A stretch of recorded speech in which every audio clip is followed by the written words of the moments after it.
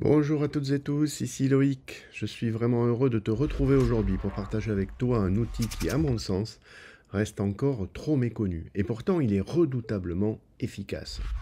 C'est un outil de créativité et de résolution de problèmes largement utilisé en pédagogie, en management et en coaching.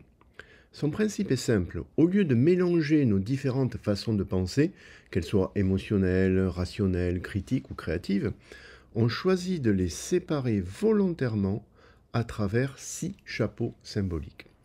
Cette méthode, tu l'auras deviné, c'est celle des chapeaux de Bono. Mais je ne t'en dis pas plus et je laisse la parole à mon experte du sujet. Manuela, c'est à toi.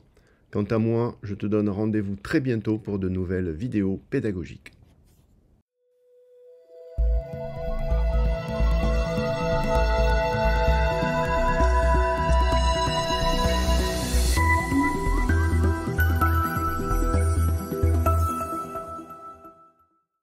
On a tous connu ça, l'impression de perdre son temps en réunion. Aujourd'hui, on va explorer une méthode simple mais vraiment puissante pour transformer le chaos en véritable collaboration. Allez, on commence par une scène que tout le monde connaît par cœur, cette fameuse discussion de groupe qui tourne en rond encore et encore, sans jamais aboutir. Oui, trop souvent, ces réunions se transforment en dialogue de sourds. C'est presque inévitable. Les égos prennent le dessus, les bonnes idées se font descendre en flèche, et à la fin, tout le monde repart frustré, sans avoir avancé d'un millimètre. Mais et s'il existait une autre façon de faire? Une façon de s'assurer que tout le monde regarde dans la même direction, au même moment? Eh bien, c'est exactement la question que s'est posée un certain Édouard de Bono. Il s'est dit, et si, au lieu de s'affronter, on explorait un sujet tous ensemble, sous le même angle, au même moment? Et c'est de là, dans les années 80, qu'est née sa méthode.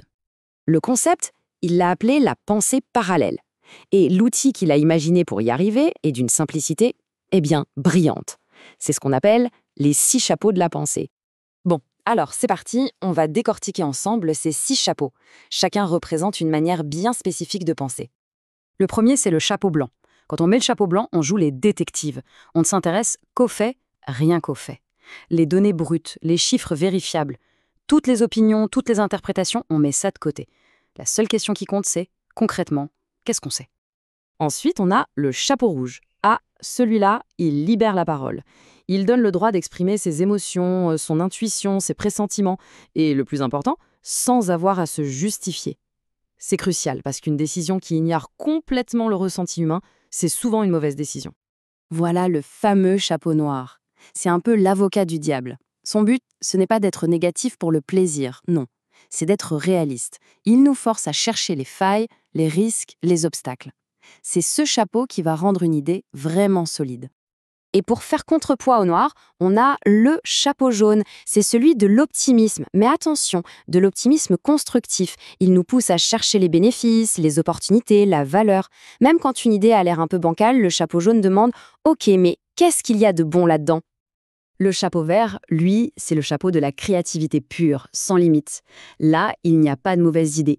On explore, on invente, on sort complètement des sentiers battus. C'est le vrai moteur de l'innovation. Et enfin, pour orchestrer tout ça, il y a le chapeau bleu. Lui, il ne s'occupe pas du sujet, mais du processus. C'est le chef d'orchestre. Il définit l'ordre du jour, décide quel chapeau on met à quel moment, et il fait la synthèse. Bref, c'est lui qui s'assure qu'on suit bien la méthode. Alors, pour résumer, c'est facile à retenir. Le blanc, c'est pour les faits. Le rouge, pour les émotions. Le noir, pour identifier les esques. Le jaune, pour voir les bénéfices. Le vert, pour faire jaillir les idées. Et le bleu, pour gérer tout le processus. Vous voyez, le point essentiel ici, c'est de comprendre comment ce cadre transforme une discussion qui part dans tous les sens en quelque chose de vraiment productif. C'est là que la magie opère. On passe d'un débat où chacun défend son précaré à une exploration où tout le monde collabore. Le but n'est plus de gagner la discussion, mais de dessiner la carte la plus complète possible du sujet, tous ensemble. Et les résultats sont là, très vite. Les décisions sont beaucoup plus solides, les conflits d'ego disparaissent, et tout le monde, même les plus timides, a un cadre clair pour pouvoir s'exprimer et contribuer. D'accord, mais en pratique, comment ça se passe? Imaginez une réunion pour le lancement d'un nouveau produit. L'équipe pourrait commencer avec le chapeau blanc. On regarde les chiffres du marché. Ensuite, chapeau vert. On imagine des campagnes marketing folles. Puis, chapeau jaune, on explore le potentiel de profit. Juste après, chapeau noir. Attention aux risques. On prend la température avec le chapeau rouge et pour finir, le chapeau bleu synthétise tout et définit un plan d'action.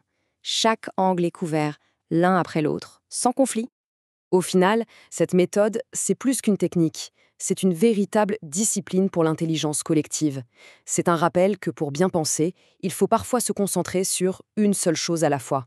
Alors, en observant la dynamique d'un groupe, la vraie question à se poser est peut-être: quel est le chapeau que l'équipe a le plus besoin de porter en ce moment?